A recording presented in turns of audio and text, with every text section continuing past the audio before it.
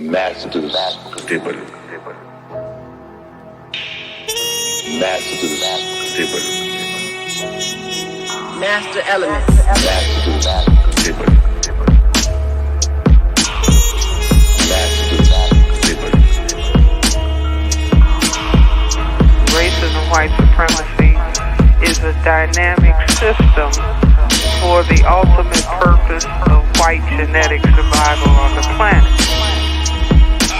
White supremacy.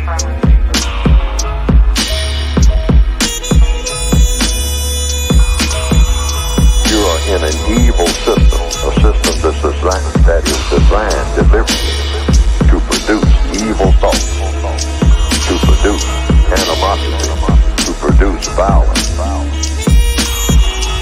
Introduction to African civilizations and man-garden civilization.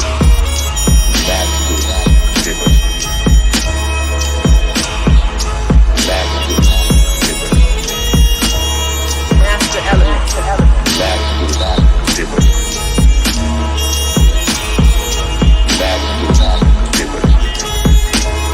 Master elements.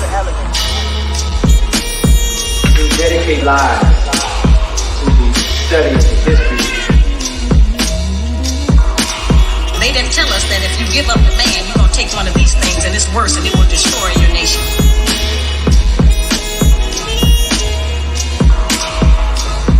The right way is clearly distinct from error.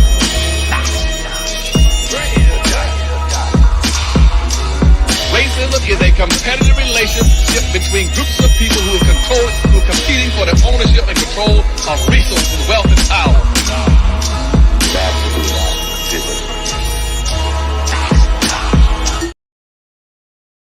It's the Ticket Plug. We've been running an online ticket business for over a decade, and now we've created an easy way for you to do the same thing through our private ticket resale community. Joining our community will give you a way to flip your bread and generate profit income consistently. We provide you with all the tools, training, and resources needed to start your life-changing online ticket business. Zero experience needed. To join our ticket resale community, go to thetickettrap.com. Again, go to thetickettrap.com. That's thetickettrap.com. And those Africans have to be organized to fight for their liberation. GW Apparel, a clothing that speaks. Something for the kings, something for the queens. Visit uptsites.com and use promo code SLDG22 and receive 11% off your order. Peace.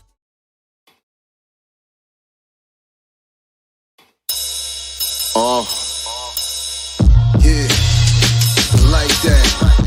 Let's see what's in the God's mind. Listen. Peace to the family. Peace, peace. What's good? Welcome to another episode of Sincere Love, the Godcast. I am the God Sincere Love, and I am here with my lovely co-host, Nicety Girl. We are supposed to be here for another episode of the Black Business Showcase, but change of plans last minute, and that's why we're a little bit late. But we are here. We figured, what better time than now than to put foot on the neck of Kamala Harris. So Right. we had to switch things up a little bit last minute. Why So not? we'll keep putting foot to ass when it comes to these Democrats, these demon rats out here trying to run game on us. The Democrats, as Dewan B says, the Democrats. The Democrats and the Republicans. Right. All of this political gangbanging going on. And so we figure, hey, we don't have a guest tonight. Our scheduled guest, for whatever reason, didn't show up tonight. But we here though. Sincere Love to God and Nicety Girl, we are here, and you are here. And so what we need you to do right now is hit that like button, family. Y'all know when y'all hit that like button, it helps to boost the video into the YouTube algorithm, and it also helps people get the notifications. Those who are subscribed, make sure that they do get the notifications when we go live. Hopefully you all got your notifications, but also we need y'all to share this out. Share this on Twitter, X, share this on Facebook. Let everybody know that we live right now, chopping up game on Sincere Love the Godcast. If you're not already subscribed to us here, make sure you subscribe both channels, Sincere Love the God, Godcast Enterprises on YouTube. So we're gonna get into some things. Let's get into it. What we getting into? We're gonna get into the Democrats' aces. What we Let me getting open up my into? other page over here. You know, my mother from the South. And so if you didn't hear my mama curse, she don't say ass. She be like, I'll kick your ace. But to her, she's saying ass. So sometimes I say it like that. I'm like, all right, don't have me get in your ace now. We about to get in the Democrats' ace tonight. Now, like the we always Republicans, you might do. catch some. You might catch some too. Now, you know, let's be very, very clear. We're not on either side over here. Right. Let's go to Project Freedom first. Did y'all see I guess it was this morning, Tamika Mallory and some other brother that she was with was on the Breakfast Club this morning, and they were talking about this their counter to Project 2025. They have a counter to Project 2025 now. It's called the Freedom Project, and this is supposed to be the counter to Project 2025. And so we're gonna take a look at at the 11th hour, by the way. We could take a look at some of that. Let me get the video pulled up. And why is this hold on? I don't know why this is a Facebook link. Okay, here it is. We get the video pulled up to the timestamp, and then we'll deal with some of what they were saying. Okay. Okay, so your audio is a little muffled right now. It's a little muffled. Did it just happen when I opened up the page? Yeah, because right now it's not doing it. I don't know if you closed it. It might have just been, it gets a little glitchy when I open stuff up. But I should be good. Let me just get it to the right timestamp here. I should be good. We'll see what happens when I share it. Let me back it up a little bit. Right here. And what's going on, Breeze Omega? Shout out to Breeze Omega in the building. He been cutting up in his on his Instagram and on X. He been cutting up. What Breeze been on? Putting foot to ass. He had been putting foot days. He's been putting foot days on these shields as well as the Democrats. Yo, the shield's been shilling extra heavy now. Man, I mean, I understand that the name of your group or theme is the spear and the shield, but they yours is shield, theirs shield, but they have them things up heavy. Some people say shield. Yeah, some people say shields, but yeah, these niggas it's embarrassing. I'm embarrassed by some of the antics, a lot of the antics, all the antics. I'm embarrassed. And some people say, we shouldn't be doing all this in public, going at each other like this in public. It's not a good look. Look, first of all, that. These people are paid to come at us with a lot of garbage. They're paid to do this. Yep. And so what are we supposed to do? Right. You know what I'm saying? It's important to correct the narrative. It's not about going at anybody personally. Sometimes it goes there, and sometimes it gets a little petty. But I think even that is part of the war strategy as well, because it serves to delegitimize people. You know what I'm saying? Who are ineffective when you clown them. Yep. You know what I'm saying? Sometimes people make themselves ineffective by making a clown out of themselves. Exactly, especially when they're lying. Right. And not to throw no shots at nothing, but I think Umar is a good example of that. And I'm not saying he's a clown. I won't use that word, but I'm just saying he has become somewhat of a caricature of himself, like a walking meme, where he's not really taken seriously anymore like that. No. Especially since he hasn't come through with the promises of the school and all of that. So even though he does have some good information and he is a smart brother and he knows how to, articulate certain things pretty well, I think he has come to a point where he's made himself ineffective, and that's why platforms like the Breakfast Club don't mind bringing him back and keep bringing him back and using him as a Mm-hmm. proxy for all of us.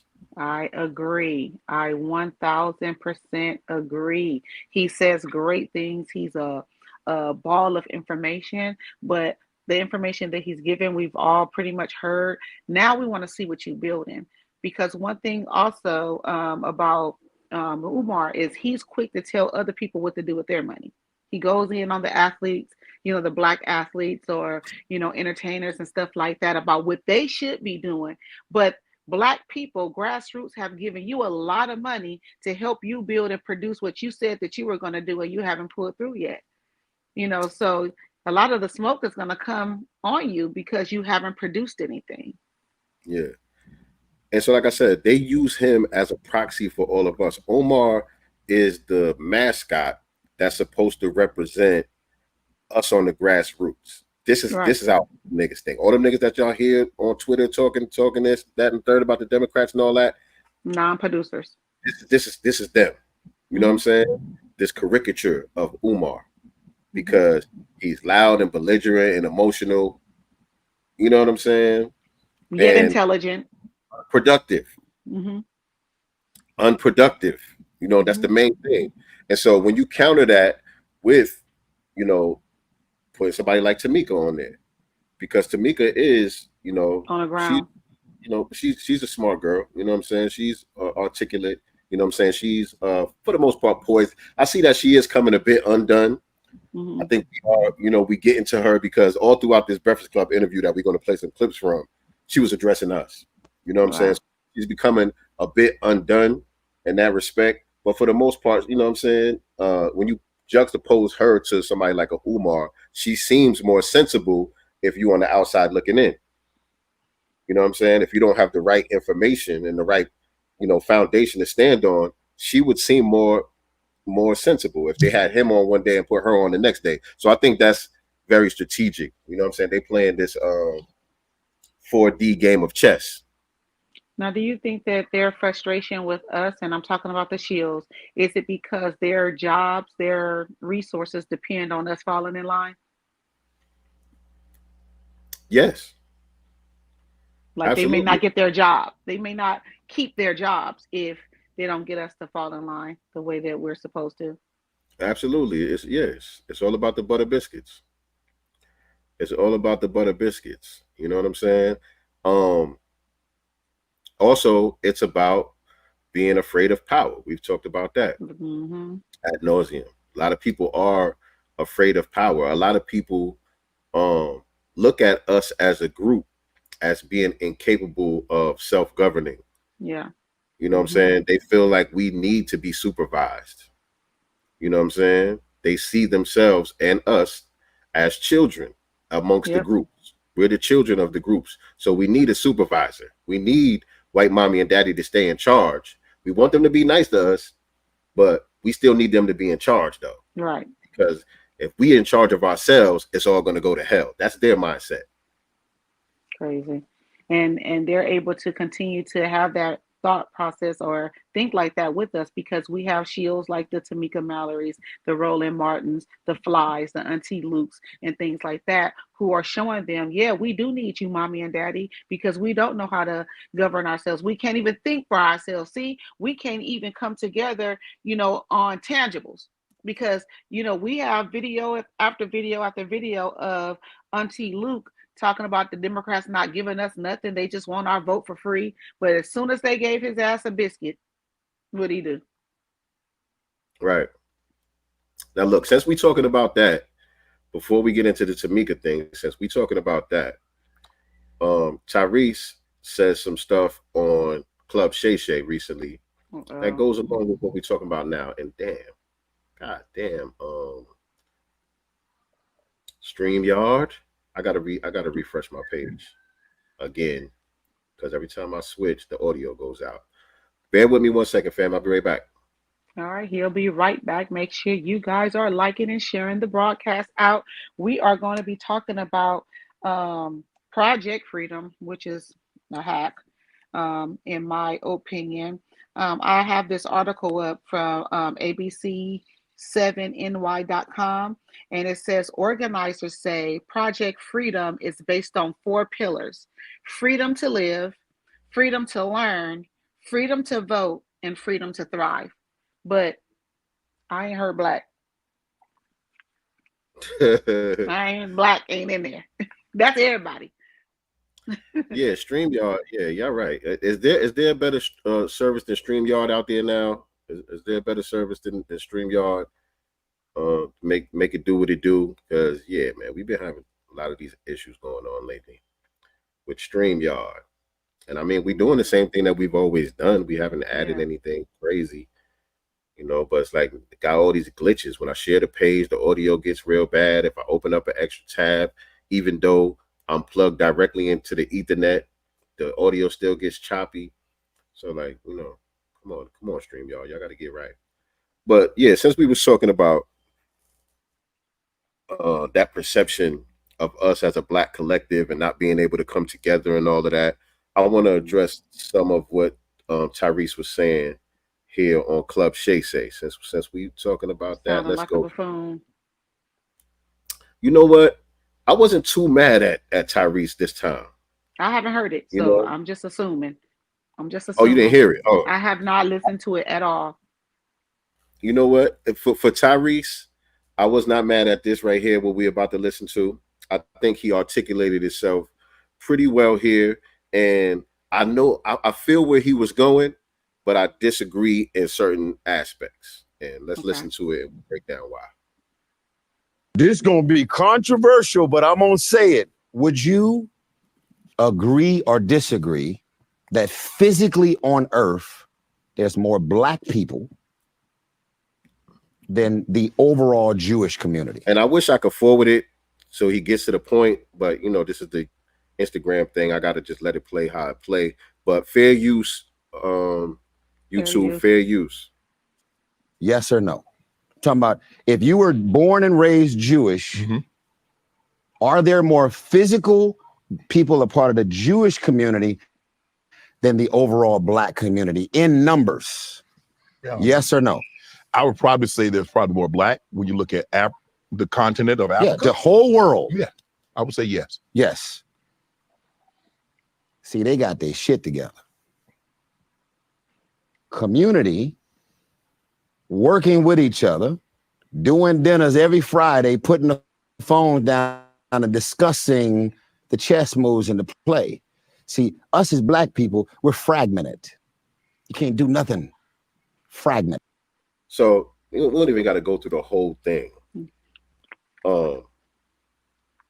See what he did there, and the thing that I have a problem with, he compared Jewish people, which is a small ethnic group, and he's talking about the white Jewish people, by the way, because you have Black people who are Jews also. You have Asian people who are Jews also. You have people that belong to different racial categories that practice Judaism. Right? But the only people that he's referring to that so-called got their shit together are the white Jewish people, which this is an ethnic group amongst white people. They're not a different race of people. They're still white people. They're still white people, but they have a particular ethnicity, which is white people. And so he points to this ethnic group and compares that to the entire Black diaspora. Compares that to a race of people globally, talking about we're fragmented and they're together, right? But this is the reason why delineation is so important, because that's exactly what we're doing, getting our shit together as an ethnic group. You know what I'm saying? That's what they did. And what he goes on to say later on in the clip, we shouldn't be mad at them. We should, learn from them and follow what they do. I agree with that. You know what I'm saying? Success leaves clues. You know what I'm saying? Right. And so there's certain things that we could look at the Jewish group and learn from. There's certain things that we could look at what Asians do as a group and we can learn from it. You know what I'm saying? Right. And others. We can learn from that and pick up the things that are useful to us. But you can't compare an ethnic group, people who are getting together based on their culture, based on their unique history, based on their customs that they have in common with each other. Right. You know what I'm saying? So that's what we're doing as foundational Black Americans. We're getting together as a unique ethnic group, a unique culture, people who have unique customs amongst ourselves that is different from Black people globally. Right. Us trying to connect Black people globally, yes, we are fragmented in that respect because we should have never been doing that in the first place. It's not even practical. It's not even practical. So again, I understand where he was going. The only problem I have is that you conflating the race and the ethnicity thing. We have to separate and compartmentalize those things if we're going to have a serious conversation about what we need to do to get our shit together. Just looking at Black people all over the planet as a group of people who just can't come together. We're not supposed to come together.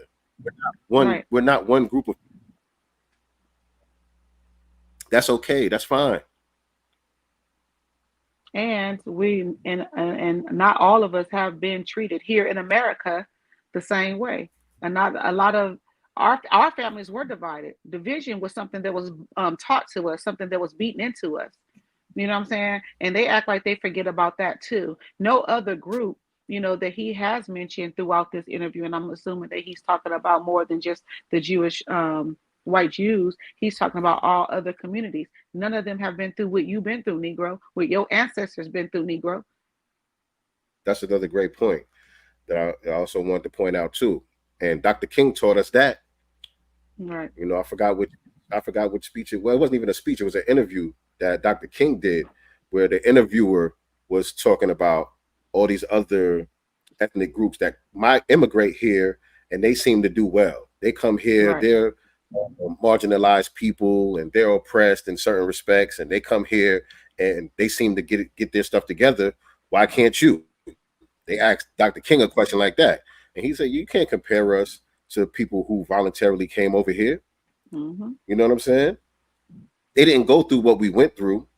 They're not routinely sabotaged over and over again and targeted over and over again. They're actually given handouts and they're uplifted. Yeah, you know what I'm saying? So you can't compare that to us. These people come over here, they get unearned benefits. You know what I'm saying? Like you said, you have people from the slums of Europe that have been given, you know, farmland, you know, everything to learn how to farm and plant crops and all this stuff. And then you tell millions of people, then you tell us to lace up, you know, lace or boots with no shoestrings, basically. Right. And that's exactly what Dr. King was saying. He said it's a cruel jest. He said it's a cruel jest to ask a man with no boots to pull himself up by the bootstraps. You know what I'm saying? We weren't given with no strings. From the time of emancipation to this day. We have not been given one thing. And so Tyrese did touch on that when he talked about our resilience as a people. And after all that we've been through, our ability to still be the most influential. I'm going to play a little bit more of what he said. Because like I said, I wasn't totally mad at he was trying to make a good point there. We just got to get the language right. Can't do nothing jealous and envious. Now, this is not going to go viral because I got a Jewish daughter. So relax. And stop apologizing. Latinos, the Latin community, they don't move as a fragmented race. And that's not true. When you talk about Latinos and Hispanics, that's not actually true. Mexicans don't fuck with Puerto Ricans like that. Nope. Or Dominicans and Cubans don't get along like that. Nope. You know what I'm saying? They connect based on their ethnicity. They're all Hispanic, but they all have different ethnic groups within under the Hispanic banner, and they connect with each other based on their unique culture, their unique ethnicity. Right. That's what they do. But as a diaspora, they're not all on the same page. And they have to also don't act like they don't understand that media, you know what I'm saying, it has a huge part in playing the negativity, you know, that's placed on our image as Black people as well. Like they act like they don't know that. Yeah. Especially those of y'all who are in media your whole life, those of y'all who are in Hollywood and all of that. And that's because y'all don't mind playing those buffoon roles If they're gonna pay you to play a buffoon, you don't mind. Right. You And sign why right aren't up. any of these people talking about these Hispanics, right, that's in Aurora, Colorado, these gangs, taking over apartment buildings, robbing people, shooting innocent people and stuff like that. Like you would never talk about brown on brown crime. You know what I'm saying? But quick to highlight the so-called black on black crime, which really isn't a thing. Mm-hmm. Why do we have this low bar thinking of Culture. ourselves too? That's why they own everything. That's why they buying up all of the businesses. The Asian community, they don't move as a fragmented culture. That's why they buying up everything. Now, white people got that same blueprint. And yet, this is what's scary, boys and girls. We are the most powerful, influential race, period. Not by net worth, not by politics, culture. Yeah. Now, again, when you say this, though, Tyrese, I feel you. But when you say this, let's be clear. The culture that you're referring to is foundational Black American culture. Black people as a global race are not the most influential culture because, again, Black people as a global race is not one culture. Right. The people that you're speaking about as being the most influential is us. That doesn't apply to Black people globally. No diss to nobody. Right. But nobody's looking to get their cues from what they're doing in Ghana, from what they're doing in Trinidad, from what they're doing, wherever, what Black people in Mexico are doing, what Black people in South Africa are doing. Nobody's getting their cues about fashion, about culture, about music, about any of these things, what's cool and what's not cool. All of that comes from us. That's something that's unique to us. And so that's the thing that we need to recognize as a group. We need to look at ourselves that way and look at each other that way and connect with each other based on that uniqueness. That's what's going to be the first step towards our empowerment. This cultural revolution is really the first step towards our empowerment. Everything else that he's talking about, it's mandatory that we do that. He's not saying anything new. This is what Dr. Anderson has been telling us. Right. You know what I'm saying? This is what the Honorable Elijah Muhammad has been telling us. Do for self or suffer the consequences. You know what I'm saying? We understand that. But the mistake that we've made is we've tried to do that with the global Black family. And that was a mistake. And a lot of these people will tell you quick to your face that they not Black today, 2024. They still saying I'm not Black. So how do you connect, with a global family if they don't even see themselves as Black anyway? Right. Right. They don't look at you the same way unless it's time to eat. Right. If they see a meal, if they could get a Negro college fund or something, they get Black real quick. Right. I'll play a little bit more, then we can move on.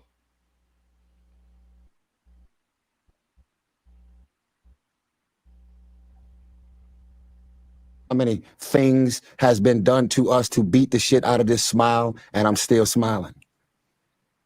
The resilience of Black culture after every attempt to kill and literally get rid of us, wipe us off the face of the fucking earth, and we still smiling, still in the videos dancing, still influencing what they're wearing, what they're doing, what the direction that they're deciding to move in.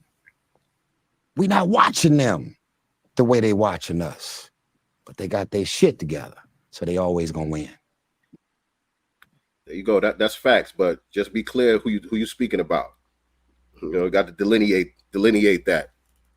You know what I mean? Disaggregate that. Can I ask, did he cry at any point on this? Not in that clip. I didn't see the whole interview, but not in that. I'm like, did this nigga cry? Like, I don't know what this. I understand love, and when you truly love someone, and they hurt you deeply, But I'm like, did she really hurt him, or is this ego? Because they've been divorced for a very long time at this point. Like, I just can't imagine still harping on it this long. And a part of me feels like it's not the breakup that he's mourning. It's his money. He don't want her to have none. And I'm not mad at that either because he's giving her plenty of Yeah, child support. You know what I'm saying? But I feel like he tries to make it like it's about the love and I didn't want a divorce and I got married to stay married together forever and she left me and blah blah blah. But then you start, I know it's about the money. He don't feel like she deserves that and she doesn't. He's taking care of his I, daughter. I don't feel like he needs to give her that much money, in her pocket for that. I don't know. I haven't really paid attention to what he was saying when he was crying enough to even know what he was trying to get at or not. But even if it is about the money, I feel him. That's legitimate. No, I do. I totally do. But and I'm not talking about this interview, but there's been others when he's still talking about her or when he's I doing know. live I always turn it up and stuff. start crying. Yeah, he's still crying about this marriage. And it's really not about the marriage. It's the fact that she's taking him to court for money. That's his problem. But he tries to conflate it with, I still wanted her. No, you didn't. She left you, she didn't want you. Whether you wanted her or not, she didn't want you. You can't make her. You know what I'm saying? And lawyer up. Yeah. And is she black, by the way? Was she black? I remember he was saying she was black. People were questioning her blackness. I don't think she's FBA. Mm-hmm. I don't think FBA. I think she's some type of exotic something or other. I don't know. Like I said, I ain't pay that much attention. But let's get into this Freedom Project. Oh Lord, I already found some words in here on this article that stands out. All right, cool. I'll play a little bit of what they were saying, and then we'll get into the article. I don't know who the other dude is. You know his name? His Angelo Pinto. It's Tamika Mallory and Angelo Pinto talking about Project Freedom on the Breakfast Club. So this is fair use again. YouTube fair those bullet points. Let me say this, a couple of things. Number one, the pressure is real. This lets you know that what we're doing on the grassroots is very effective because them producing this Freedom Project, like they said, as a response to Project 2025, is directly from the pressure of the grassroots. Because this is what we've been saying every time they try to fearmonger with the Project 2025 thing. We say, okay, well, why don't y'all have something to counter that then? Where's y'all project at that we should be supporting? Don't tell us what we should be afraid of. Give us something to support. Right. And so this shows you that what we're doing is effective and they're listening, even though they're still trying to throw us off, as we're going to get into.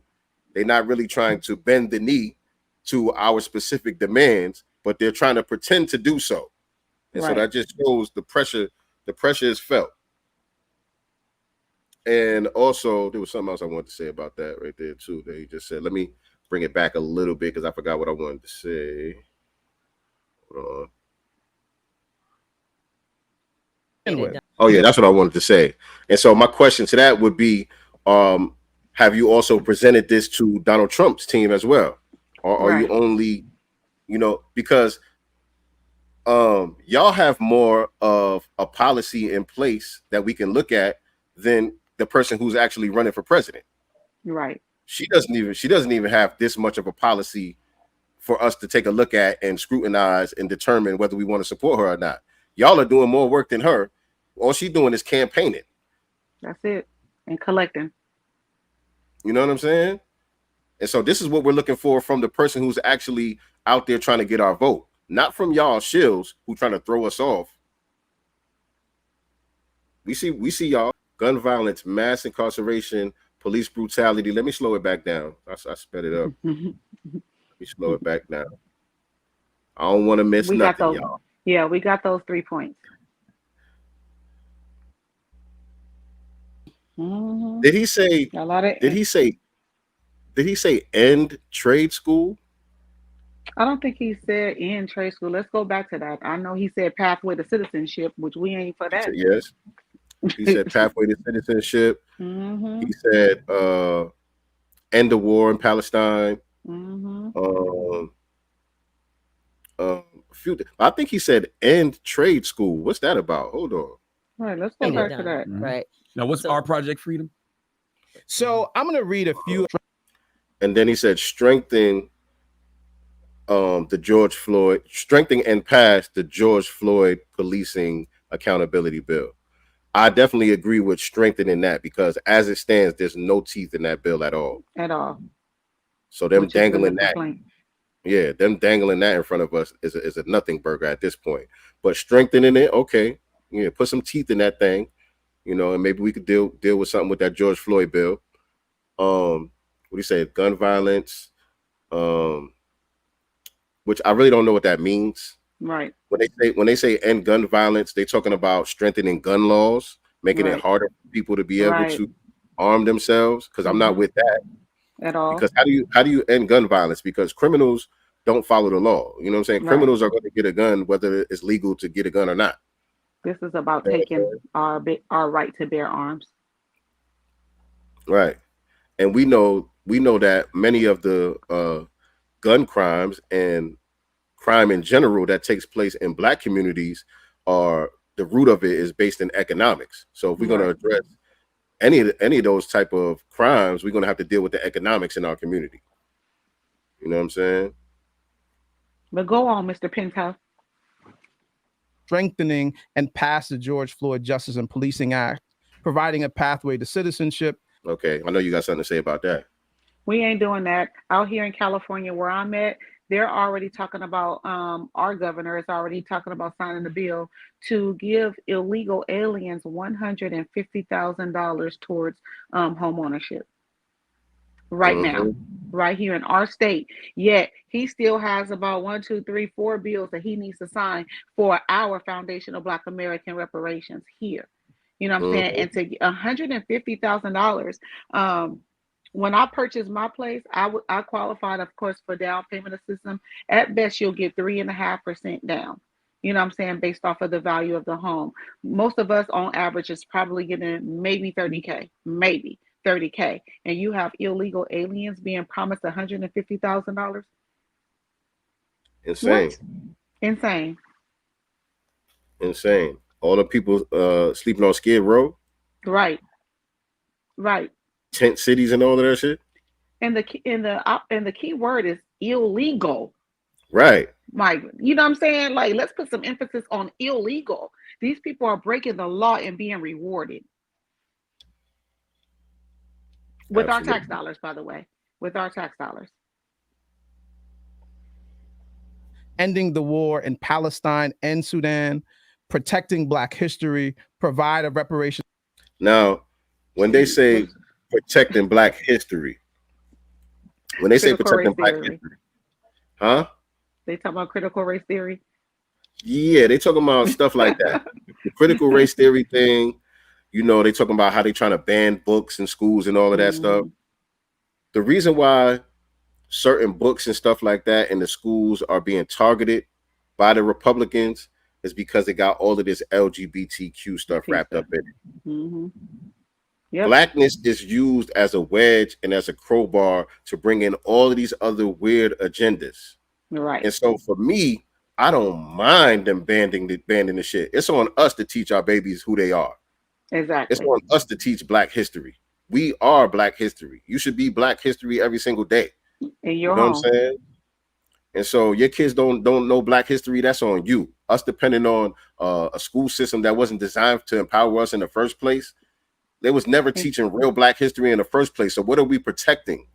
Right. And could you imagine a white teacher teaching you your history? A white teacher. And they lie about history anyway. Been lying to us since the inception. They lie. They tell half truths and whole lies. So what are we protecting? Right. I can see if we had some real Black history being taught that we needed to protect. What's so important that they teaching about in these schools that we got to protect? And you know what I mean? I'm not fighting for that. And then he was going into reparations. He brushed over reparations real quick. Hold on. Palestine and Sudan, protecting Black history, provide a reparations for slavery, provide a reparations for slavery. So there's another part in this interview where they talked about what that means, kind of. They were talking about Kamala. They don't understand why we say Kamala doesn't support reparations when she clearly does. And Charlamagne said, yeah, she said it right here on this platform. Matter of fact, I'm gonna post it today. Study. She said that she supports a study. Like, we're not stupid over here. We're not stupid. She definitely said, I support the study. When there's nothing to study, we know what happened. We know who it happened to. Run us our money. He said he was going to post it on his page. Let me see if he posted it here. Hold on, y'all. Let me see if he posted. He said he was going to post a clip on his page. So I think this might be the so-called clip. It's because I know about the things that she was doing while she was in the Senate, and before she became president. I know about bills that she co-sponsored, bills that she signed, that she helped write, George Floyd Justice and Policing Act. Right. When it included ending qualified immunity, which means that you could go after an officer directly. Like, these are things that she's been involved in, supporting the study for I don't know why people. And she just said it. Supporting the study. Supporting the study for reparations. Mm-hmm. I don't know why people act like what? I don't know why people keep saying that the woman is not for reparations. You just said it. Right. We don't want no damn study. There's nothing to study. We know. Everybody supports the study for reparations. Who doesn't support the study? HR 40 has been on their desk how long? So we're supposed to wait 40 more years? So I think he's going to follow this up with the clip, because that's what he said on the Breakfast Club. He said, I'm going to post a clip on my page today. So I think he's going to follow this up with the clip of Kamala speaking in her own words. Let's see. Her say over and over again. Said it here. I don't understand. She said she supports it. The thing is, there are many different people out here that see reparations differently, right? There are people. You got the ADOS folks, which is the American descendants of slaves. They have their concept of the fact that reparations should only be going to people who are American citizens. Then you have. She don't even got that right. Right. More of a mindset of the diaspora, which includes people from all over the world globally who are. And she said she's that ain't ours. African receiving reparations. I fall in that category. And she says she falls in that category. How the hell do black people all over the world deserve reparations from the United States? They do that on purpose because they are trying to muddy the water. So as long as they continue to say that, then they really don't have to give it to us. But they don't realize that we know how to think for ourselves, and we also understand what and who it's supposed to be for. Y'all not gonna pull that with us. We're not playing. And they're trying to make it. They're trying to make it seem like because we're not advocating for this global reparations thing, then we're anti, non-FBAs, who right. We're anti-Caribbean, we're anti-African because we're not advocating. Look, foundational Black Americans are not included in CARICOM. Right. Dewan broke that down the other day on his broadcast. He actually pulled up the CARICOM website and put all the flags of the, African and Caribbean countries, that it's for, and Black America was nowhere on that website. Yet right. No one is screaming and hollering anything about that. They're only worried about what we doing over here because ours has more legs. And remember, the lady from CARICOM, one of the chairs or whoever she is, one of the leaders of the CARICOM thing, was talking about being included in our reparations over here. Right, calling us divisive. At the same time, excluding us from the CARICOM, which we're not complaining. We're not supposed to be included in CARICOM. CARICOM, they're going after the British and all of the people who colonized and enslaved them on the islands. That don't have anything to do with us. Right. We didn't build Jamaica and Trinidad and Barbados and all of that. You know what I'm saying? Same way y'all didn't build United States. But the difference is we're not immigrating to Trinidad and Tobago and all of these places. Y'all immigrating over here trying to be included in our reparations that it doesn't apply to you. It just doesn't. It don't have anything to do with nobody's opinion. You know what I'm saying? And Tamika knows. She wasn't in the car when it crashed. Tamika knows that. Charlamagne knows that. This Pinto dude knows that. Everybody that's talking against it is very, very aware of who it's supposed to be for and why. But they don't have the testicular fortitude, to stand up and with us. We supposed to just be invisible. Everybody else could wave their flag and recognize their uniqueness, but we got to be invisible. Let me play some more of this. I want to see if he plays Kamala on here. This is how I was raised, Dr. Benjamin Johaka and who? No. Who? She said, "This is how I was raised, Dr. Benjamin Johaka." Who is that? Is that somebody I don't know about? I already Googled it. Don't waste your time. Who is Dr. Benjamin Johaka? Oh, you wasn't raised by no Dr. Ben. If that's what you're talking about, calling him Dr. Benjamin Johaka, you don't even know the man's name. Dr. Benjamin Johaka? Who you think you're talking to, man? Who is that? Oh, that name don't even exist. That name don't exist. Oh, wow. She talking about Dr. Ben. She's trying to claim Dr. Ben. She's trying to claim Dr. Ben Yakinen is the brother's name. You know what I'm saying? That's what she's trying to claim. Because they do that often when they come with these Pan-African ideas. They'll do that often. They'll try to throw Dr. Ben or Dr. John Henry Clark or somebody like that at us to say, oh, they wouldn't agree with y'all delineating or whatever the case may be. Listen, first of all, I can pull certain things that they've said that's right in alignment with what we're saying now. But even if they weren't, we don't have to agree with everything that everybody says point for point, especially something that they were saying 20, 30 years ago. We have evolved. Right. You know what I'm saying? This movement is not a static movement. You understand? Our culture is not a static culture. We have evolved the messaging. It's okay if we're not saying the same exact thing that some of the master teachers were saying 30 years ago. That's okay. Right. We here now. We saying this now. Johaka. Others who taught us about reparations from a global perspective, that we must see Africans around the world as part of, our liberation. And so there are different people who have different concepts. And in her mind, she said, there's something about like checks. She didn't think that you could just give people cash and let that be the end. There has to be a study that you can't. Some people feel that's all it should be. So there's what you call a meeting of the minds. But just because I might be in the ADOS that or this or that doesn't mean I don't support reparations. How we do what it looks like is what we listen. And he didn't play the clip from Kamala, so obviously there's no Kamala clip. He must have pulled up the clip himself and seen that she didn't say what he thought she said, and he right. And he said, "Let me scratch that."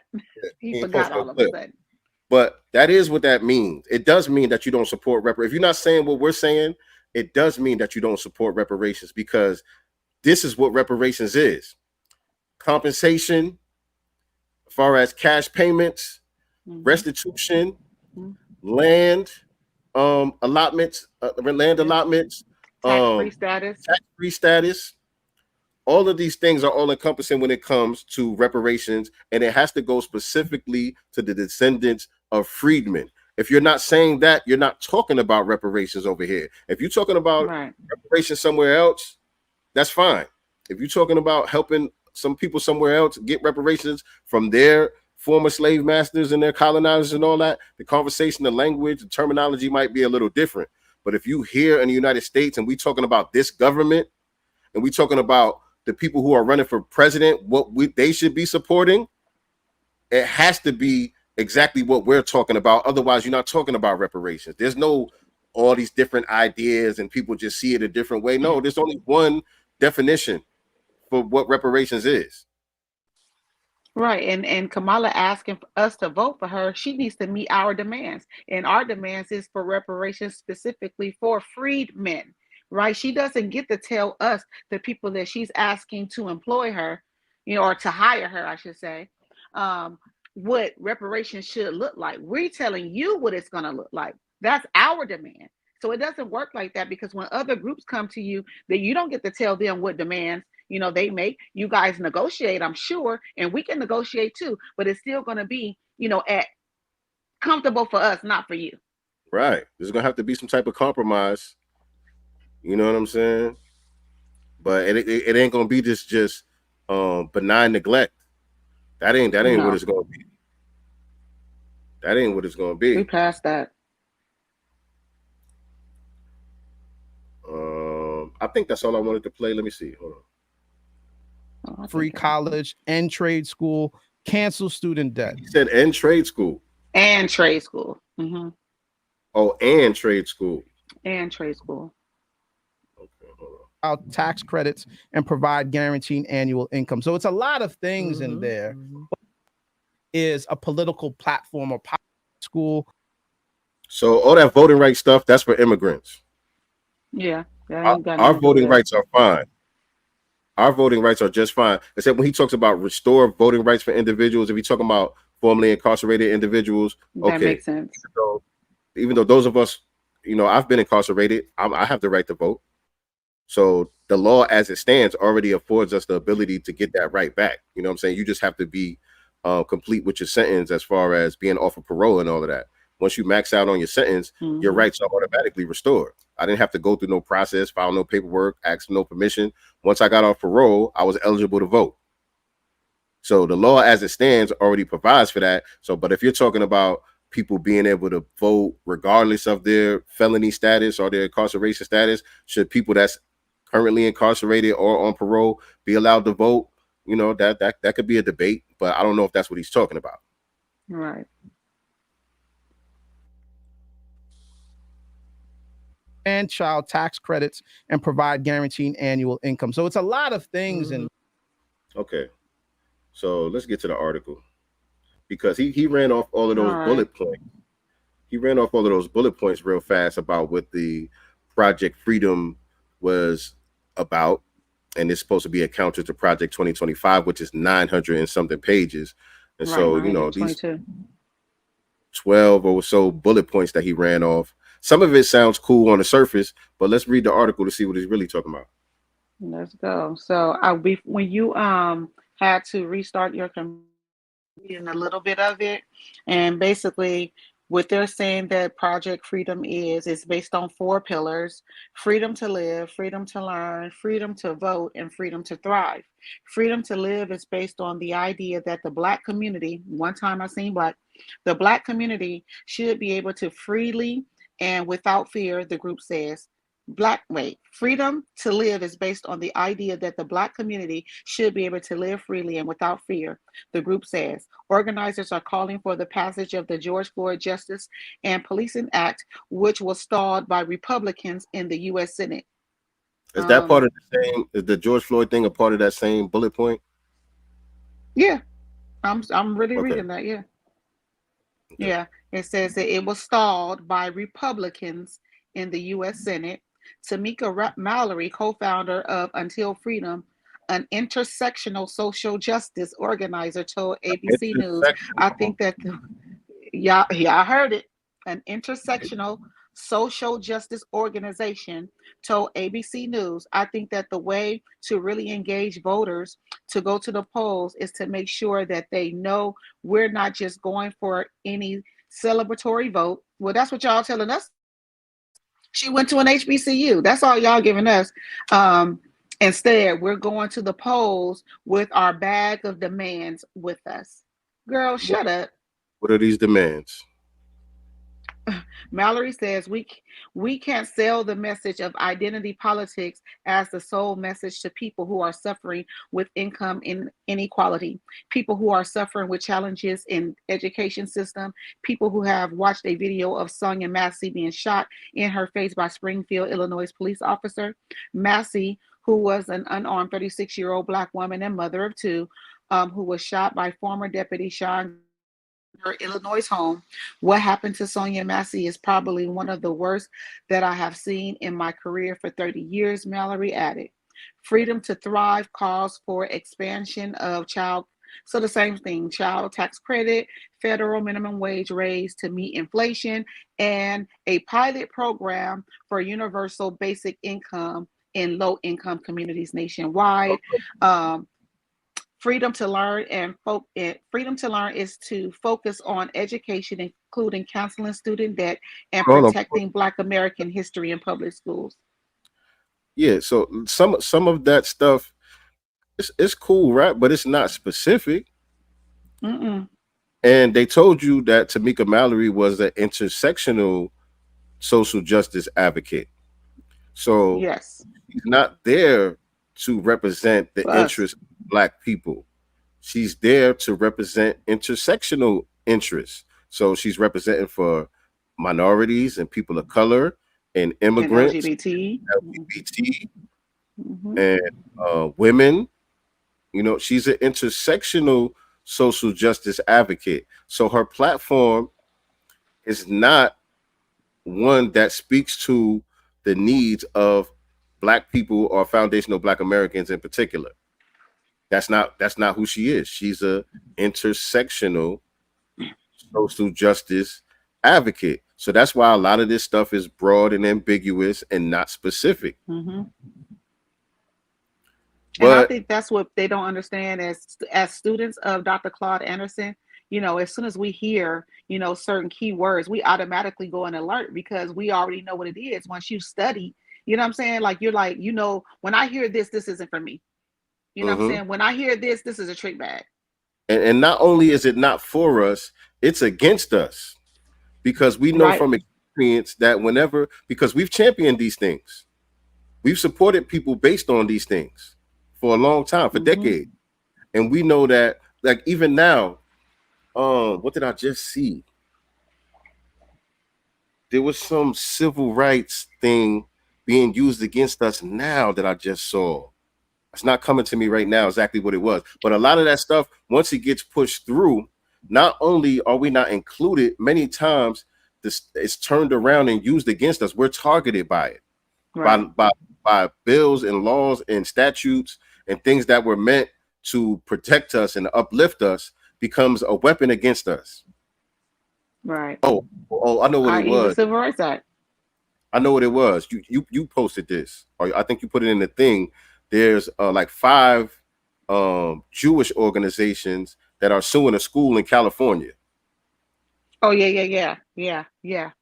There's a school in California because Mhm. they implemented some Black studies or some, I think it was Jewish Black studies, I studies thought. or social justice studies or something that they implemented into the curriculum. And they said that they were doing it. They were having these meetings on Jewish holidays in order to keep Jewish voices from being heard, you know, and Oh wow. pushing this stuff through. And they were saying that it was in violation of certain civil rights laws that were put in place to protect us. It's for us. Black people at the schools, y'all trying to, this is what y'all doing, protecting Black history and all of that stuff that Tamika was talking about. Y'all trying to put in all of this stuff into the curriculum to so-called teach Black history. And the You Jewish have other communities coming in Jewish saying, nah. are using the civil rights laws to sue your ass. Right. They saying, nah, we ain't going for that. They said it violates Brown versus the Board of Education. They said it violates Brown versus the Board of Education. I said, ain't this some shit? Brown versus Board of Education. We're gonna pull out. We got our ass foot for. We was getting hosed down, getting dog sicked on us about some Brown versus Board of Education, and now they suing Black folks based on the Brown versus Board of Education. And to mind you, these are their descendants, y'all, that's suing us now today. Those same racist folk, you know what I'm saying, that were sicking the dogs on us and water hosing us down. These are their descendants. Because remember, a lot of the shops that we weren't allowed to go into, a lot of the shops with the no Negroes allowed signs and all of that, right, were Jewish owned. Those the Jewish were a lot of the merchants that in the South. You know what I'm saying? Right. That's just history, not dumping on no specific group. Right. That's history. You know what I'm saying? But the reason why they're able to use stuff like that against us is because of the non-specificity of the language. Those broad and ambiguous terms that our master teacher, Dr. Claude, told us about. Exactly. But go ahead, read some more. All right. So there's Michael Blake. He's a former vice chair of the Democratic Party. founder of Project Freedom and CEO of Cairo's Democracy Project, a program created to mobilize and engage young voters and voters of color. Let me repeat that. A program created to mobilize and engage young voters and voters of color. Blake said in a statement to ABC News, our democracy is under siege and by a man and political machine that put themselves above all those in whom they detect otherless. So basically he said against all people that they don't consider people. Now listen, political machine that put themselves above all those in whom they detect otherless. Yeah, the people that they see as others. Basically, they're saying anybody who's not a white man, anybody who's not a white man, Trump is against them. That's basically what they're trying to say. But the people that I see that are actually threatening democracy are the Democrats, if we're going to be honest. You saw that video I posted today with Trump talking about that on my timeline this morning. Trump was talking about that. He said that they keep saying that I'm a threat to democracy. It's a threat to democracy. They're the direct threat to democracy. And he started naming it. And he started talking about, the Democratic National Convention where, how many times they said his name, but not one time that they talk about policies. He said it. No, that's real. Again, you don't have to be a Trump supporter to agree when he's saying something right. No, that's real, man. Because the reason why I say that is because, they were the ones telling us that we had to get the jab. Imposing all of these lockdowns and these restrictions on people and, making people lose their jobs and miss out certain opportunities if you didn't want to go along with what they were saying. That's some authoritarian shit right there. That's not democracy. Right. And remember, when Trump was in office and the jab came out, remember, they were telling us not to take the Trump jab. Remember that part too? In the beginning? It's like, what's the damn difference? Same formula. Trump was flip-flopping on that thing too. I ain't gonna lie about that. He was flip-flopping, but the thing is, he had it, and they told us not to take it. Now they get in power, and they basically tell you have to take it, or your job ends on it. And it did for a lot of people. Right.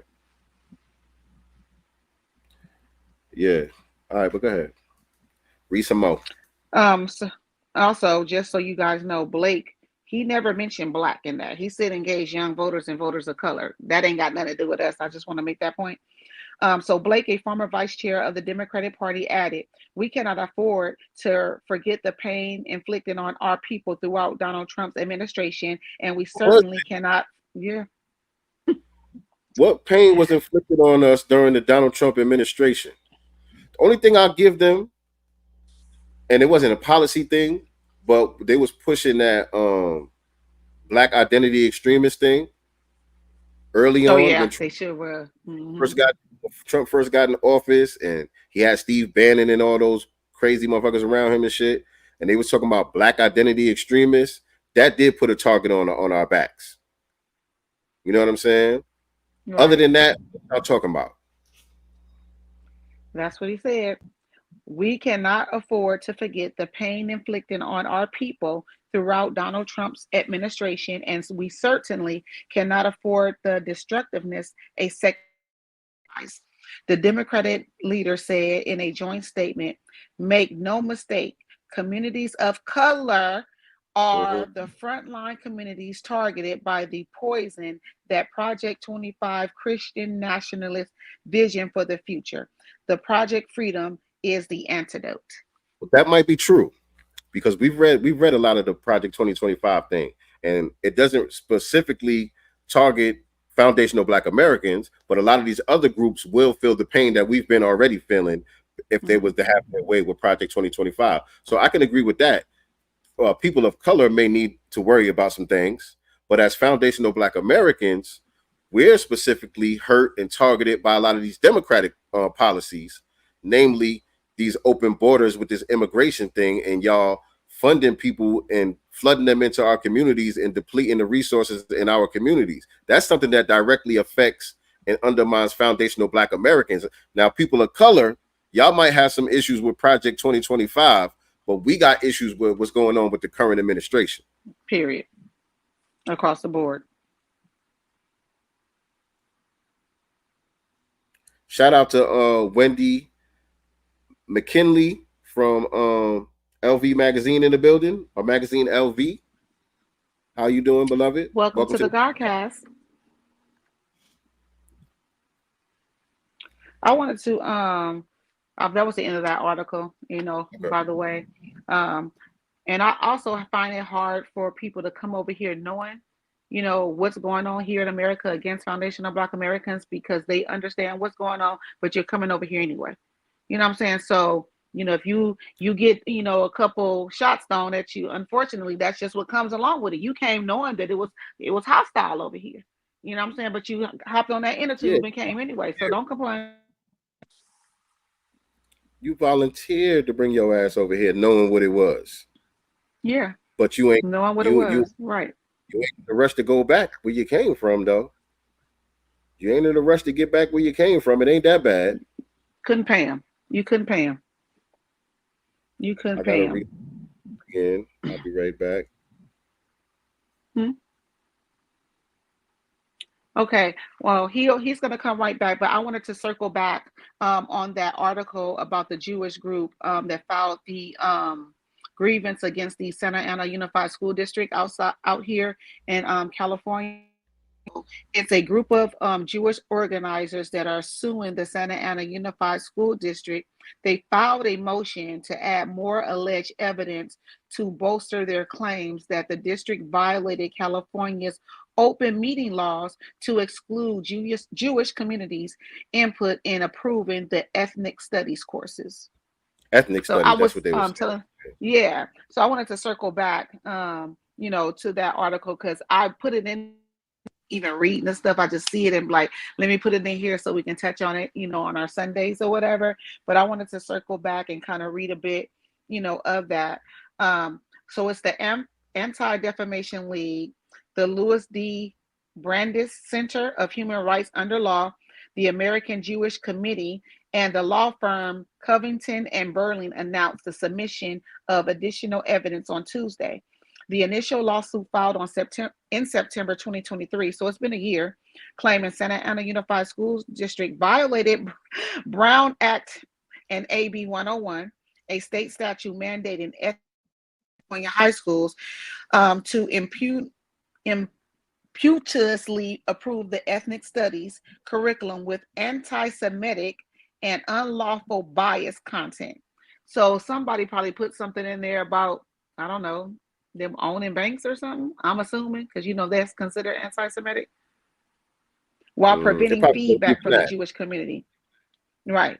The latest motion, one piece of alleged evidence, revealed some senior officials of the district alleged considering holding meetings to approve courses on Jewish holidays so that the Jewish members of the public would not attend to voice their.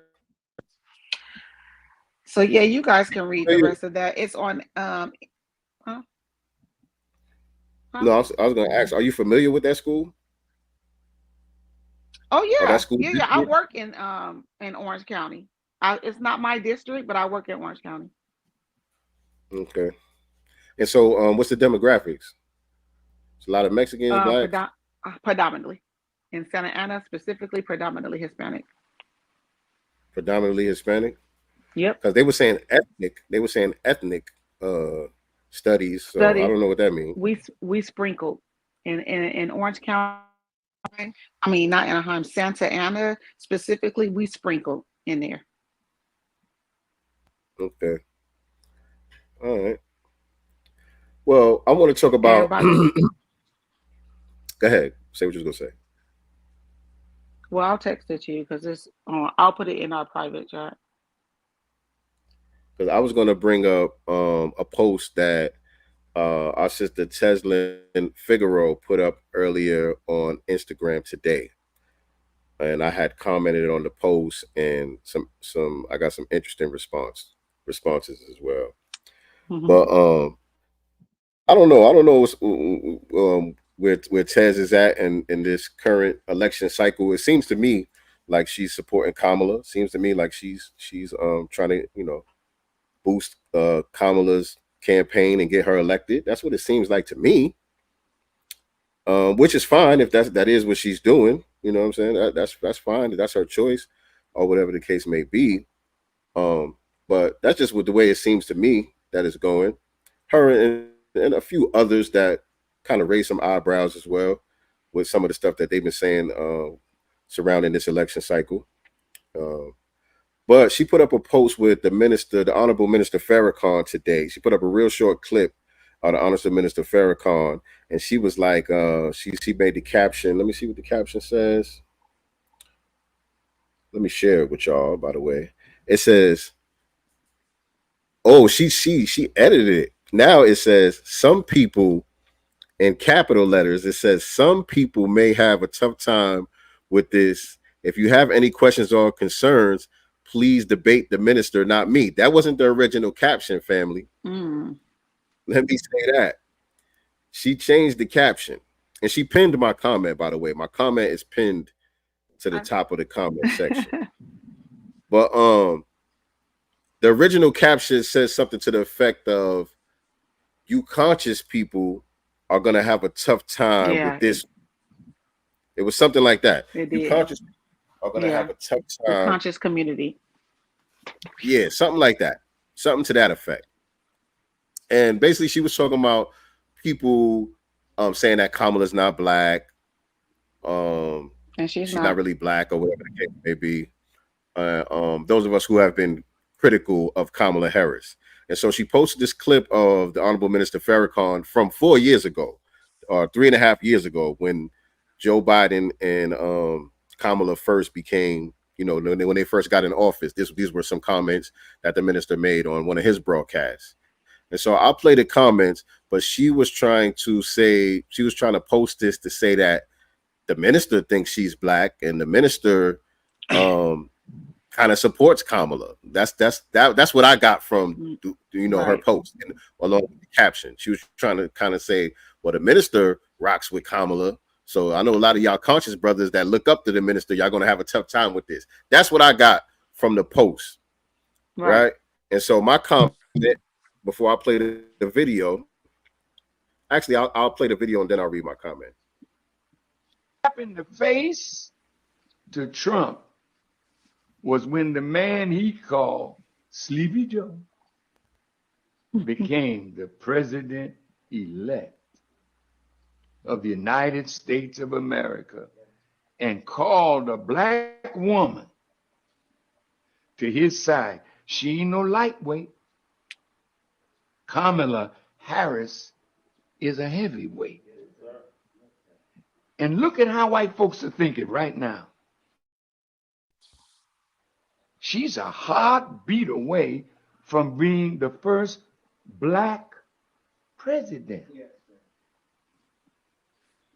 If he dies while in office,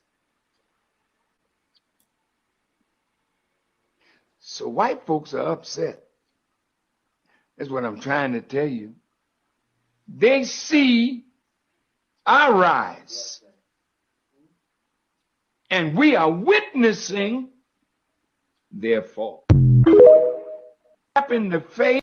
So again, this is not a new clip. This is not a clip that was unfamiliar to me. I know a lot of people been seeing this clip. It went viral 4 years ago when he put it out, right? And so my comment, I said, now remember, I said her original caption said a lot of y'all conscious people are going to have a hard time with this, something like that. So I said, not really, Tez. He's speaking from the perspective of the white supremacists. He's telling you how they see it, which is true. Now, he said it in the clip. He said white people are upset about this, and that's what I'm trying to tell you. Yeah, he said white people, he's saying white people look at this as a sign of our rise. White people see her as being black. White people see her being that close to being the president because she was the vice president at the time. So saying if Joe Biden was to die, she would be a heartbeat away from the presidency. And white people are seeing that particularly the white supremacists, not just white people, but those who believe in white supremacy, they look at that as a sign of our rise. This is my interpretation of what he was saying. You know what I'm saying? Not that he sees this. Even if Kamala Harris was a straight up and down foundational Black American, I still don't think that would signal to Minister Louis Farrakhan that was us rising up as a people. Right? I don't think Minister Farrakhan knows better than that, to have a black face in a high place is a signal for the rise of Black people as a whole. No, that's not what he's saying. No. He's saying that's the way the white supremacists see it. Whether we see it like that or not, they look at it as a threat. Especially the one, especially the Obama. Right. Exactly. Even though Obama didn't do shit, they still looked at Obama as a threat. We still got a lot of backlash from the presidency of Obama.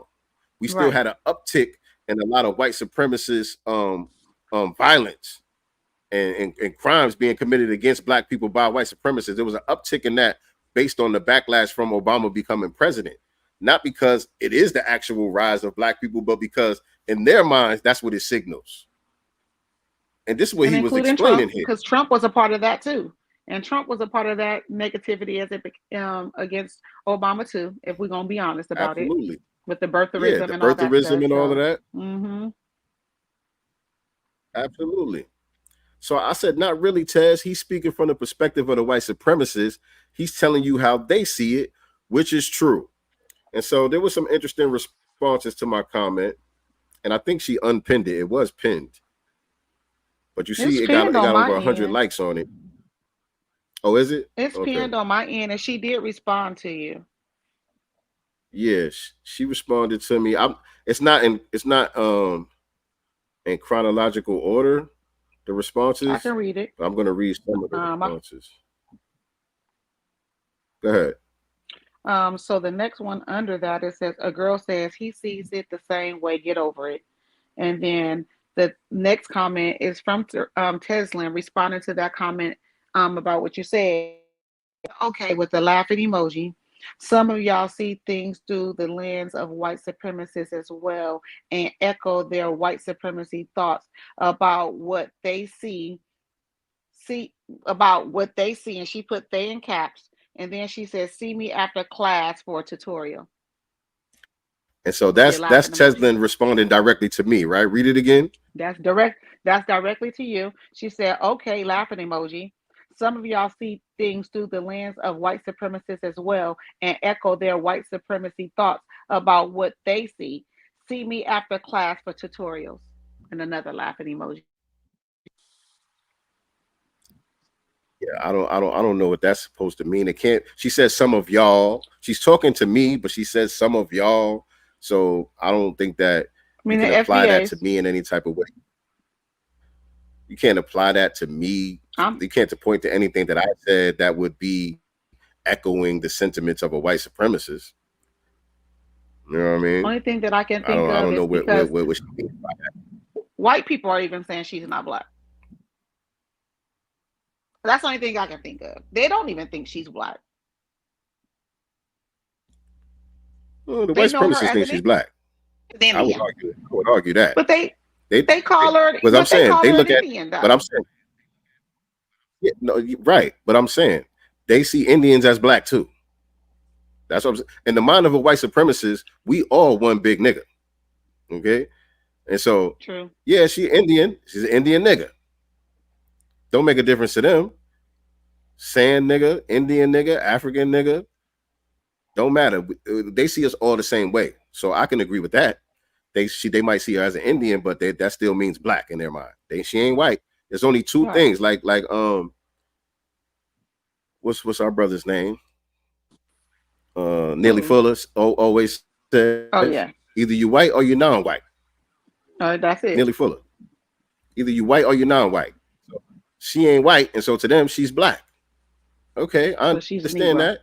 I'm not even here to argue about her Blackness and all of that. Like we can go through that ad nauseum. As a matter of fact, I am here to argue with that because I'm going to do a broadcast talking about her actual Jamaican background that they're claiming that they're using to claim her blackness with. I'm going to do a whole broadcast, getting into that, because even with that, the blackness is still questionable when you get into the who's who on her Jamaican side of the family. But that's another story for another day. But can you read Talbot Swan's response to me? Talbot I want to read Swan. one more before that. Yeah, one more before I get to his. It was another, this is a female. She was agreeing with you. She said, I'm with you on this. I thought I was going to hear something counterintuitive to my thoughts. So she's agreeing with what you initially said about what Minister Farrakhan was stating, in that clip. But anywho. And many people in the comments agree with me. Oh, yeah, a lot. A whole lot. But Talbot Swan had something to say also. I can take this down, actually. And one more. You also you replied to that comment that she made that I just read, and you said, even if we go with your angle on this, the question isn't what does Farrakhan think about Kamala, Lord. Farrakhan think about Kamala, but what does Kamala think about Farrakhan? Right. It ain't. I ain't gonna argue with you about what Farrakhan was saying in the video. Okay, let's just say Farrakhan thinks she's blackity black, and she's the most powerful woman in the world and all of that. Okay, fine. That's what Farrakhan thinks. Now, what does Kamala think about Farrakhan? Right. Is Kamala going to give Farrakhan the same props? Right. Right. Wasn't Obama made to denounce Farrakhan? That would be more important, right? Because we're not voting for Farrakhan. Farrakhan is not out here campaigning to get our vote for anything. Right. We're supposed to be if he was, we supporting her. She's supposed to be winning our support here. So it's not important what he thinks about her. It's important to know what she thinks about him, because he represents us. So whatever she thinks about him, that's what she thinks about us. Right. Because we know who he fight for with his proven track record. And she responded to that too, right? She did. She said, whose angle? ? I just posted the minister. I just posted with the minister. She meant what the minister said. Please direct any further concerns to the NOI. Please, peace and blessings. Okay, I understand you trying to be sassy, Taz. I get it. And I don't want no smoke. You sharp with the mouthpiece and all of that. I don't want no smoke, beloved. But if there was no angle, then why'd you change the caption? If there was no angle and you were just playing what the minister said, why'd you change the caption, beloved? I think you changed the caption because of my comments. I think it was my comments that made you alter that caption, to be honest. Let's keep it a buck out here. We have go ahead. I think bowling ball. Talbot Swan had something to say. Well, next, after that, we got Bowling Ball Martin. Bowling Ball Martin has something to say. Big ass he has something to say. He said, bruh, you really typed this? Clearly, you've never had a personal conversation with Farrakhan. Nope, I haven't. I've never had a personal conversation with Farrakhan. And tell that is us correct, about sir. And I bet if Farrakhan has had personal conversations with your big ass off the record, you know what I'm saying? I'm sure he's gone in on your ass about what you doing out butt cheeks for the Nims, for biscuits. Well, I know, because you know Farrakhan is a very graceful brother. He's a very graceful brother. He's very graceful. I'm not graceful in how I speak, but when we go back to 2005, when he was at the Black National Convention or whatever it was, and he said to those Black misleaders on the stage, if you're coming here to tell us that you sat at the White House and you've gone to these dinners and you've done this and that, and yet you walk out with nothing for your people, then this is a farce. Mm-hmm. That's facts. about dinners you've had and taking photos and showing all your teeth. You're talking about something you did, but what did you walk out for your And people? dancing with Hillary. Right. Literally buck dancing with Hillary Clinton. We ain't forget about that. We ain't forgot. And so Roland Martin, you got a lot of nerve jumping in these comments as if you some type of Minister Farrakhan advocate. I said you'll denounce Minister Farrakhan in a heartbeat if the Democrats tell you to. Right. You will denounce Minister Farrakhan in the blink of an eye if the Democrats tell you to do so. Was you defending Minister Farrakhan when he was condemned by Obama and all of that? All right. Was you defending Minister Farrakhan then? Now that you think you think you got a soundbite that he's supporting your girl Kamala, you think there's a soundbite of him supporting your girl Kamala, you want to try to act like you down with Farrakhan. Come on, Roland. Sit down. So there are several comments in between this in support. Now, you know, I don't know what's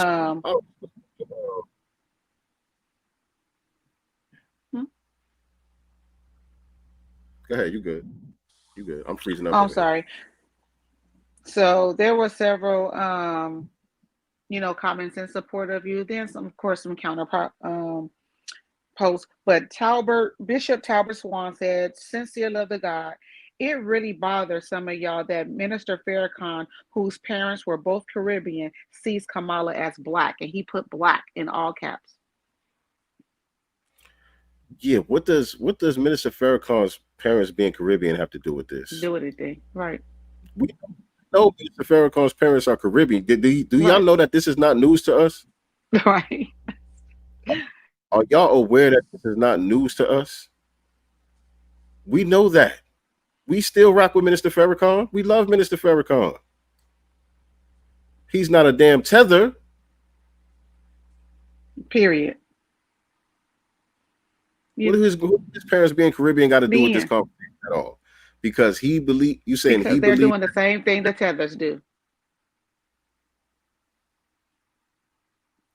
Even if Minister Farrakhan does think that Kamala Harris is black, that's fine. She's not a foundational black American. Either way. And even if she was a foundational black American, what is she going to do for the rest of us? That's the real question. I don't want to go round and round with y'all about is she black, she not black, she this, she that. I only want to go round and round with y'all about that. How's it going to benefit black people? Right. Her being black and getting in the White House, because we had a black face in the White House before and nothing was done. So, because look, if this was Michelle Obama, we'd still be asking the same question. Same energy. She FBA. If it was the same energy, we would be saying the same things that we're saying right now, minus the Indian. Right now. Right. What's in it for me? Quid quo pro. We'll be saying the same thing. Reparations. Cut the check.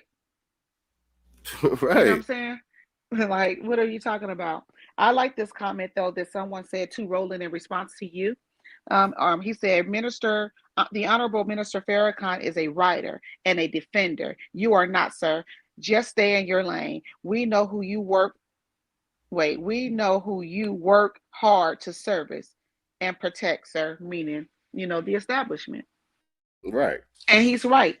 The Honorable Louis Farrakhan is a writer and a defender of black people. He's been writing for 60 years at this point, 70 years. You know what I'm saying? And obviously y'all not listening. Unquestionable, uncheckable. So y'all trying to run the same game that Uncle Luke trying to run, as if we're saying that anybody who's not FBA is a tether. I'm very surprised that you, Bishop Talbert Swan. I didn't expect this from you, Bishop Talbert Swan, and you too, Tesla. You responded to him. Oh, go ahead. You did respond to him. You told Talbert Swan, that doesn't bother me at all. I don't care if she's black or not. How will her blackness benefit black peoples? Great I question. didn't And say people. specifically foundational Black American. I know you didn't say peoples, but foundational Black Americans. I know you meant foundational Black American because, you know, that's what we, you know, speak for. But, and that's right. Who will benefit, or how will Right. Black people benefit? Right. I mean, come on, man. Let's have a real sophisticated conversation if we're gonna have a conversation. Let's not go back and forth with this. She is Black. Her daddy Black. He Jamaican, ain't he? All right. She blackity black. Fine. Why he won't come out and say nothing? Where he at? And why doesn't she really speak on him? Everybody else speaks on her father, but she doesn't. The man is living and breathing. Why wasn't he at the Democratic National Convention? Your daughter is about to be damn near the president of the United States. She about to be the leader of the free world. First Black woman, Indian, Asian. She about to make history, and you're not there with your supporting your daughter. That's very strange. She already made history. She already made history as a VP. Very strange. And you weren't there? Very strange. And I love what you said to Roland. You would denounce Farrakhan in a heartbeat. Stop the bullshit. Because you ain't lying. He would. Yeah. Come on, Roland. I wish I had the clip pulled up when you was out here buck dancing for Hillary. Let me see if I can pull that up real quick before we get out of here. Again, that's one of my favorite joints. Every time because Roland stay coming at me. Y'all know that? Yeah. Wait, so somebody asked Teslin, what do you mean she'll be the first Black president? And she responded to this person by saying first, and then she put Black, capital, woman in all caps. Deductive reasoning and critical thinking skills demonstrate that clearly. He missed one word. He said woman when he laid the foundation. See me after class. I don't understand. I didn't get it. First Black woman, deductive reasoning and critical thinking skill demonstrate.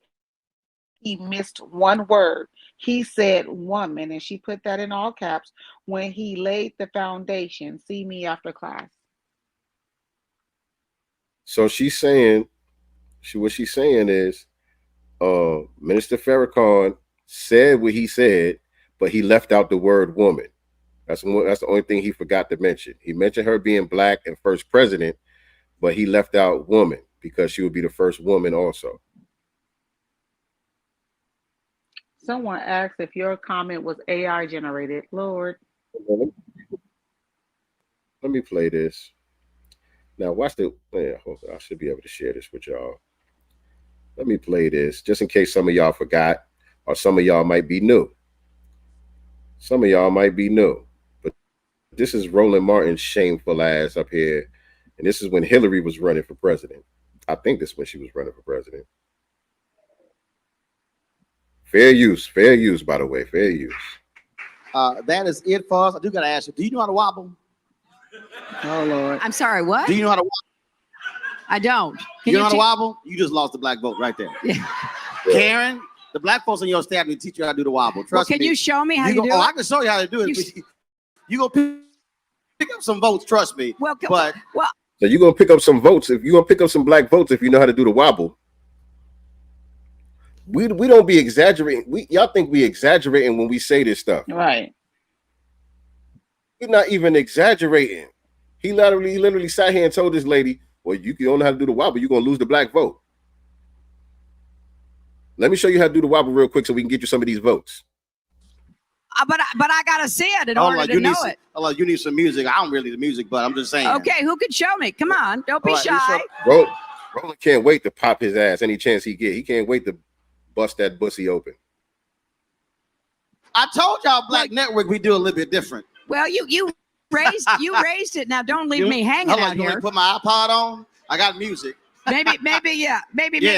Plug this up right now. Y'all know I'll put it on now. Secretary Clinton, it's a pleasure. Thank you so very much. Claflin, thanks you as well. Round of applause, please. Democratic presidential candidate. Thank you, Roland. Secretary Hillary Clinton.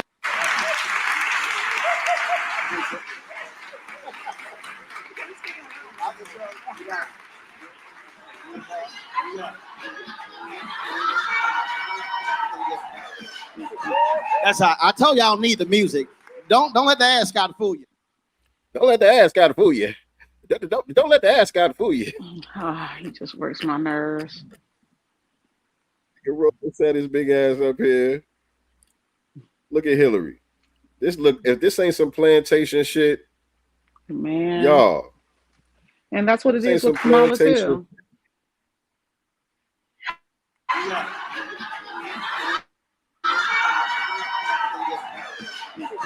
That's how I told y'all need the music. Don't. Room full of black folks. Right. Showing nothing but teeth, clapping. It's embarrassing. These got to be some tethers up in here. Black people, foundational Black Americans, we cringe at stuff like this. Right. We cringe. We ain't gonna be sitting there clapping and be like, what the hell? She ain't got no rhythm. You know what I'm saying? Looking like a stud up there. Like, we don't celebrate that. Called us super predators. So, Roland, sit your ass down somewhere, man. And wobble your ass up in there and talk about our reparations, or shut up. We got to get ready to get out of here, y'all. Appreciate y'all rocking with us on this impromptu episode of Sincere Love the Godcast. We were supposed to be doing the Black Business Showcase tonight, but we had to change plans at the last minute. For those of y'all that don't know, but we appreciate y'all tuning in with us nonetheless. Make sure if you haven't done so already, please hit the like button on your way out the door. Share this out on your social media platforms. Tell a friend to tell a friend how we do here on Sincere Love the Godcast. We'll be back on Sunday, 6 p.m. Eastern Standard Time, 3 p.m. Pacific Time, with some more news, chop up some more game, keep putting foot to ice and keeping our foot on the neck of these goddamn Democrats and all of these Kamala shills out here. They don't stop, so we don't stop. We're gonna keep making it do what it do. And next week we'll be back. Next Wednesday around this time we will be back with another episode of the Business Showcase. We got our brother Knowledge Born Allah coming through. I think he got a new book out or something like that. Yes, he gave me a lot of stuff that we're gonna be sharing on the broadcast. So I'm super excited about having him on. Yes, indeed. Yes, indeed. But that's it, right? Yeah, that's all. That's it. That's all. But never forget, family, we are not the master teachers. We are only the master students and signal boosters for the voices of the new Black media. Oh, yeah. We going to have a dope episode of the Black Business Showcase coming up. Oh, yeah. Don't tell. We're going to have a real dope episode of the Black Business Showcase coming up real soon. Y'all not going to want to miss it. Make sure y'all subscribe. Sincere Love to God, Godcast Enterprises. Click that notification bell so you can be reminded whenever we go live with new episodes. We got a special episode of the Black Business Showcase coming up. Y'all not going to want to miss it. And so just remember, fam. My hair done. Like, with my hair appointment. We are not the master teachers, but we are the master students and signal boosters for the voices of the new Black media. We are out of here. Peace and Black love. Yeah, like that. Let's see what's in the God's mind. Listen.